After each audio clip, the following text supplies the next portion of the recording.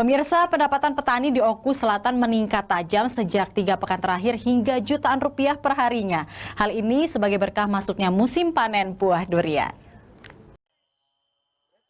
Musim buah durian di Desa Rantau Panjang, Kecamatan Puairawan, Kabupaten Oku Selatan membawa berkah tersendiri bagi para pemilik kebun dan pengepul buah durian. Seperti halnya salah satu pemilik pohon durian, Mangku Depati. Panen durian tahun ini dirinya dapat menghasilkan uang 2 juta hingga 5 juta per harinya dari hasil penjualan durian yang dapat diborong pengepul 1 hingga 2 juta rupiah per hari. Mangku Depati mengaku bila hasil panen durian dijual ke para pengepul yang ada di Oku Selatan maupun pengecer di Kecamatan Muara II dan sekitaran Puairawan.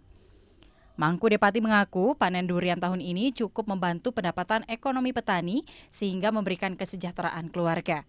Selain itu juga dapat menyerap tenaga kerja lokal karena warga bisa bekerja mulai dari mengangkut durian dari hutan ke atas kendaraan juga memanjat pohon durian. Mangku Depati menyatakan mendapatkan penghasilan 2 hingga 3 juta rupiah per hari dari kebun duriannya. Untuk panen diperkirakan untuk saat ini ya agak menurun. Perharinya bisa mencapai 200 biji.